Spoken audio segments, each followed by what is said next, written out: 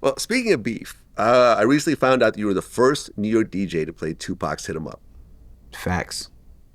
So you got the record first? Yes. Directly from Death Row? No. From where?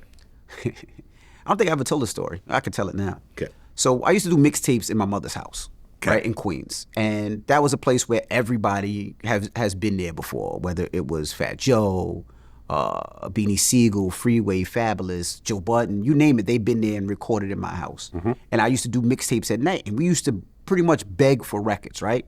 Because most of the times, I think you know, like, we would be the last to get a record, right? They would give it to Clue first, so we had to do whatever we had to do to get those records first. And Sha Money. You remember, you know who Sha Money is? I know exactly who Sha Money is. One of the producers for 50's first album. Not a fan of him. The architect of the mixtape. Not a fan of Sha South? Sha Money? Sha Money? No, fuck Sha Money. Damn. All right, well, Sha Money, let me just explain why I'm saying that.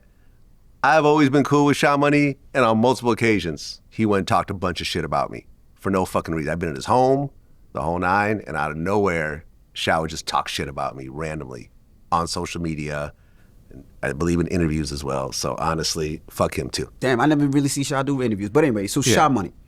We're all from the same area, Queens Village. Yeah. Shadyville. He was in the studio one day and he came with the record. He says, yo, Envy, I got this Tupac record.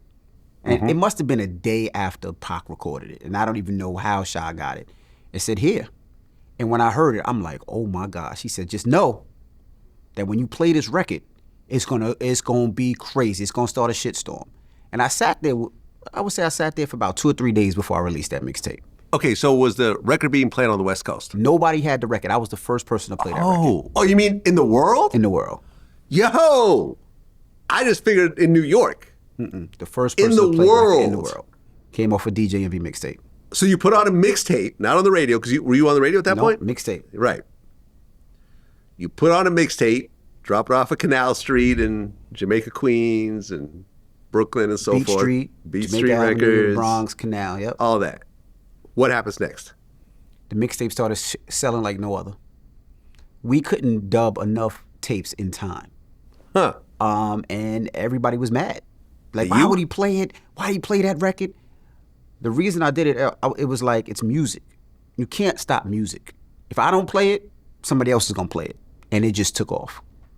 And it was just one of those ones. It was probably one of my biggest mixtapes ever, that and the Rockefeller mixtape. But that's how I got the record, and I mean, it was crazy. Well, at the time you played it, Biggie was alive. Yes. And living in New York. Mm-hmm. Lil' Kim was alive, living in New York. Mobb Deep was alive. Mm-hmm. You know, both members, of course, living in New York. Who else gets dissed on it? Jay-Z? Mm-hmm. These are people that you were associating with? I was cool with none of them. None of them? Remember, this was my grind in the industry, so I didn't have any industry people. Oh, so you didn't care? I didn't. No, I really didn't even have a face in the industry. Nobody gave me records, so it wasn't like these were my people, these were my friends, these were my whatever. And I think that record came out in what, 94, 95? Yeah, right before he died.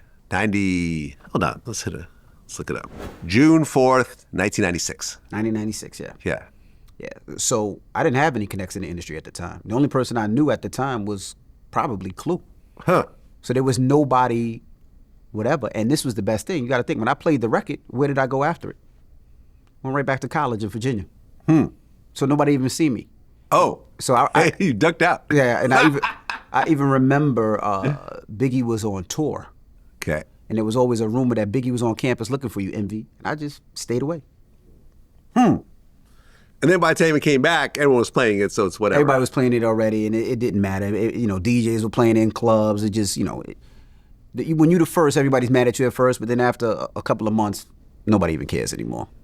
Yeah, I'm actually good friends with Edie of the Outlaws. Mm-hmm. I remember he mentioned to me a while back that he is the only living person from that song. That's crazy. Including the producer. Wow. That's crazy. Tupac's dead. Johnny J. He died. I think he hung himself in a jail cell. Damn. Fatal. Fatal recently. He's dead. He died in a car crash. Of course, Tupac. Mm-hmm. We know how he died. So Edie's the last person. Edie had a heart attack not too long ago also. That's crazy. So, we're not that old, man. We're like in our 50s. Yeah. Like, we're not supposed to be passing away in our 20s, 30s, 40s. Not at all. Nowhere near. Yeah. I mean, as a DJ, where would you rank Hit 'Em Up in the all-time diss records? Would you give it number one still? Yeah. I think Hit 'Em Up is number one. I agree. I think it's the most disrespectful. I think it's the one that just doesn't go away. And I just, like, I mean, man shot a video for it. I mean, I just think it's in my opinion, Hit 'Em Up is number one. Number two is Not Like Us. Number three? The feeling and everything, Ether. You wouldn't say No Vaseline? This is where the East-West Coast bias starts to kind of creep in, I feel. Nah, because I didn't gave to the West Coast. But the thing with That's true, Ether, yeah. I just remember when Ether dropped and just the feeling of Ether. Huh. And I think that was the first time people felt like Jay-Z's cage was rattled a little bit. And it was just more of a shocking type of thing. And Nas was the underdog. He wasn't supposed to come out with that record. And when it hit, it was just like crazy. And of course, it premiered on the K-Slate tape. So it was just something different.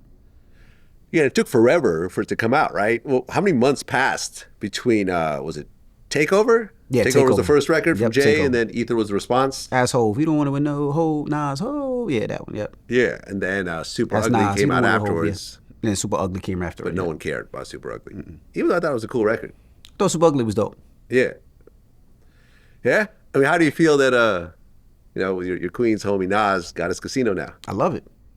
I mean, I love it. I mean, I love the stuff that Nas is doing and how Nas is transformed from a kid from the projects, Queensbridge, and what he's been able to do in tech and his investments in I think Ring, I think maybe even Uber, and now this. I mean, he's been able to do a lot of things, and Nas still looks fly doing it. So I love what Nas is doing. Yeah. And I guess they mentioned Jay-Z. They're sorry, Jay. And I thought that was corny. I mean, But- it's totally two different things. It's not the same people I think that's what approving it. people got confused with because Jay got his casino turned down, but that was a Times Square Manhattan casino. Right. Nas, But it's not even the same people approving it. Right. It's like the Queensboro presidents in Queens. Exactly. And Manhattan over here. It's not even the same Yeah. thing. One is an expansion to what they have in Queens already. This was an actual, it's not even connected. Right, but Like, they- I would have loved to see both of them win their casinos Right. and both do well, but I just hate the fact that they try to connect it and keep it like that. Like, both of them brothers are cool. One's worth over $1 billion. One is probably, I'm sure, close to $1 billion. It's just so stupid. But Queens do get the money, though. I ain't gonna lie. Yeah, but I feel like they made it sound like, oh, we turned down Jay To give we it to gave it to Nas. you instead when it's two separate projects. Two separate projects. Yeah, it don't even make sense.